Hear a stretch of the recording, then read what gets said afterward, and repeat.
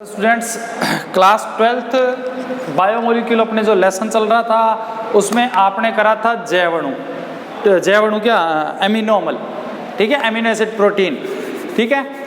उसके बाद की मैं आपसे बात कर रहा हूँ। प्रोटीन के बाद आज आपका टॉपिक है विटामिन। एक सेकेंड, प्रोटीन के बाद आज आपका टॉपिक हो जाएगा विटामिन का, ठीक है। विटामिन टॉपिक आज आपको पढ़ना है। तो देखो बच्चों, विटामिन के अंदर आप क्या कुछ देखोगे। सबसे पहले बात कि विटामिन होते क्या हैं। विटामिन अपने ना खाने पीने की चीज़ों के अंदर, ठीक है, फूड के अंदर यूज़ किए जाते हैं, ठीक है। अगर विटामिन अपने शरीर में कम हो जाए तो विटामिन की कमी से जो डिजीज हो जाती है उसको बोलते हैं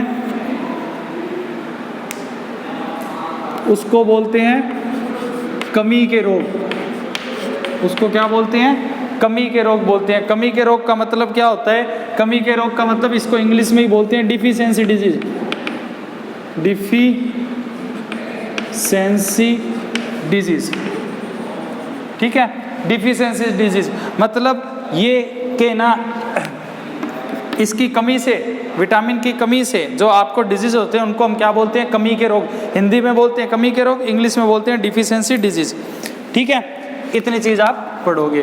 उसके बाद देखो, विटामिन में एक तो ये देखना है कि भाई विटामिन की कमी से जो डिजीज होते हैं उनको क्या नाम देते हैं, और प्रोटीन की कमी से जो डिजीज होते हैं उनको क्या बोलते हैं? क्वारासिक्योर। क्या बोलते हैं? क्वारासिक्योर। तो विटामिन से देखो, विटामिन का क्लासिफिकेशन पढ़ोगे, उसमें पढ़ोगे विटामिन दो टाइप के हैं। विटामिन के दो टाइप के हैं। कौन कौन से हैं? एक तो हैं जल में घुलनशील, जल में घुलनशील, इसी को आप बोलते हो वाटर सोल्यूबल। इसी को क्या बोलते हो? वाटर सोल्यूबल, ठीक है। एक है वसा में घुलनशील, इसको आप बोलते हो फैट सोल्यूबल। एक होते हैं जल में घुलनशील, एक होते हैं वसा में घुलनशील, ठीक है। जल में घुलनशील वाले होते हैं, इंग्लिश में आप बोलते हो वाटर सोल्यूबल, और एक होते हैं आपके फैट सोल्यूबल। एक सेकेंड रुको बच्चों, ठीक है बच्चों। तो ध्यान रखना, दो टाइप होते हैं, जल में घुलनशील, वसा में घुलनशील। उससे पहले एक बात कर रहा हूँ, आपको विटामिन कौन कौन से पढ़ने हैं? A B C D E और के। विटामिन कौन कौन से पढ़ने हैं? ए बी सी डी और के। ये छह विटामिन आपको पढ़ने हैं। अब ध्यान रखना, चार में से दो विटामिन तो ऐसे हैं जो आपके क्या होंगे? वाटर सोल्यूबल होंगे, ठीक है। और छह में से दो विटामिन ऐसे हैं जो वाटर सोल्यूबल होंगे, चार विटामिन ऐसे हैं जो आपके फैट सोल्यूबल होंगे। तो ध्यान रखना, जो वाटर सोल्यूबल विटामिन होता है वो होता है बी और सी। वाटर सोल्यूबल विटामिन कौन सा होता है? बी और सी। फैट सोल्यूबल विटामिन कौन सा होता है? ए डी ई और के। फैट सोल्यूबल विटामिन कौन सा होता है? ए डी ई और के। तो ध्यान रखना, वाटर सोल्यूबल कौन सा होता है? बी और सी। फैट सोल्यूबल कौन सा होता है? ए डी ई के। आपको इतना याद रखना है। एक और विटामिन होता है एच, जिसका नाम होता है बायोटीन। जीके में क्वेश्चन आ जाए, बट आपके सिलेबस में नहीं है, ध्यान रखना। जीके में अगर आ जाए, कौन सा विटामिन है जो फैट और वाटर सोल्यूबल है?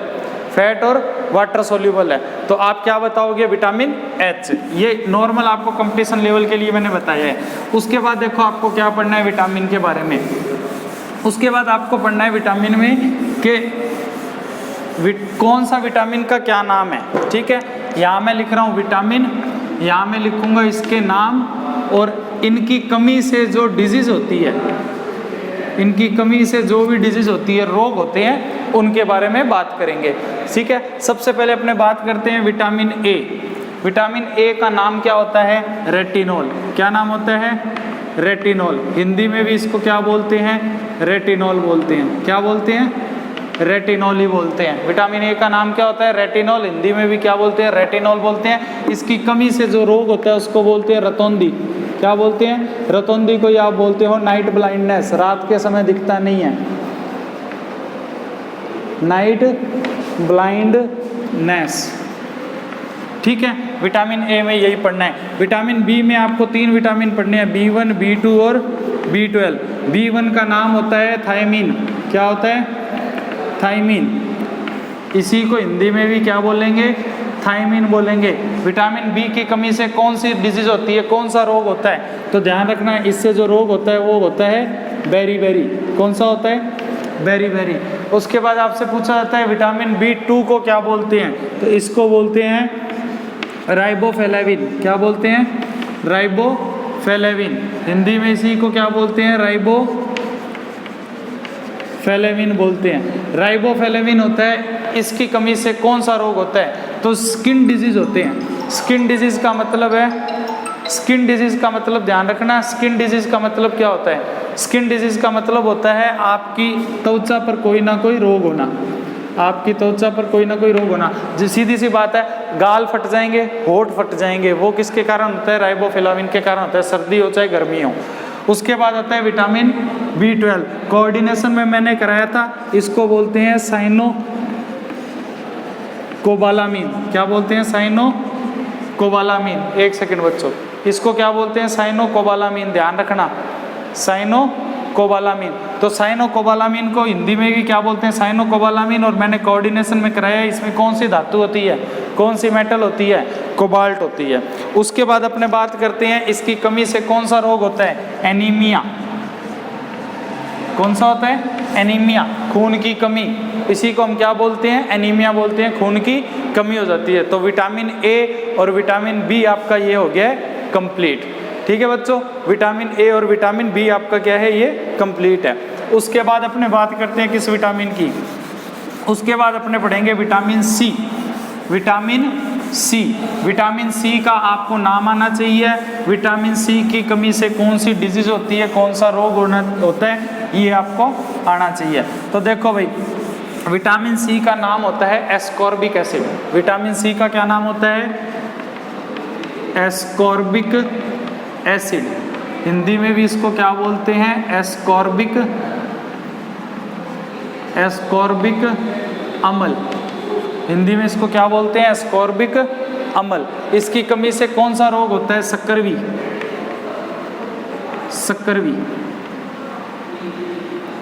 इसकी कमी से कौन सा योग होता है? सक्करवी होता है। ठीक है, विटामिन C हो गया। उसके बाद आता है विटामिन D। विटामिन D का नाम क्या होता है? कैल्सीफेरॉल भी बोलते हैं, कई किताबों में ऑर्गो कैल्सीफेरॉल भी नाम दिया है, ध्यान रखना। कई किताबों में ऑर्गो कैल्सीफेरॉल भी नाम दिया है। तो इसमें एक चीज़ और देखना, जो कैल्सीफेरॉल विटामिन होता है, जो ये कैल्शियम वाला विटामिन है, धूप के द्वारा प्राप्त होता है, कई बार पूछ सकते हैं। ठीक है, इसकी कमी से कौन सा रोग होता है? देखो, बच्चों के अंदर, छोटे बच्चों के अंदर हड्डियां मुड़ जाती है, तो उसको बोलते हैं रिकेट्स। क्या बोलते हैं? रिकेट्स। हिंदी में भी रिकेट्स, इंग्लिश में भी रिकेट्स। अगर बड़े अडल्ट के अंदर, बड़े लोगों की अगर हड्डियां मुड़ जाती है, उसको बोलते हैं ऑस्टियोमलेशिया। उसको क्या बोलते हैं? ऑस्टियोमलेशिया। उसको क्या बोलेंगे? ऑस्टियोमलेशिया। ठीक है बच्चों, ये हो गया विटामिन D की बात। उसके बाद आता है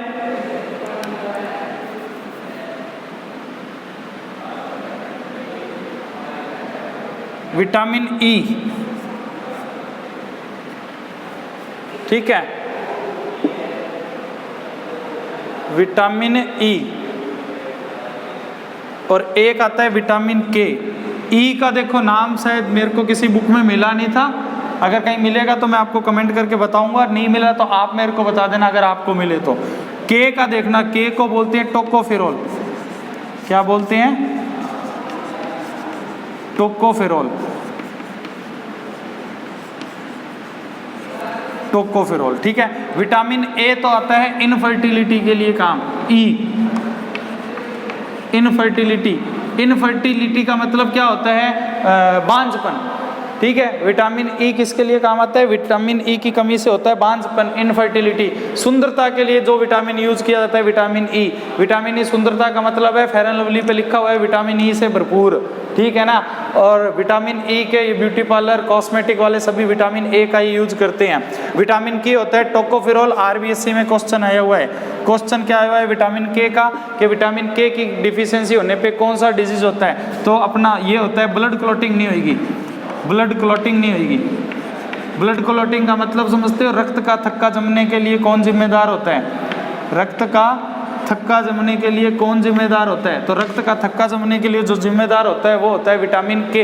रक्त का थक्का जमने के लिए, चोट लग जाने पे खून जब जमता है ना, तो वो किस विटामिन के कारण होता है? विटामिन के कारण।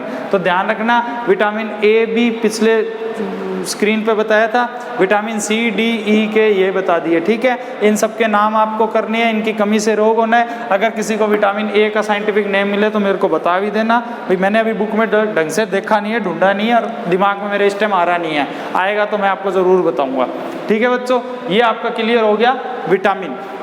विटामिन के बाद आपका नेक्स्ट टॉपिक आता है न्यूक्लिक अम्ल। कौन सा आता है? न्यूक्लिक अम्ल।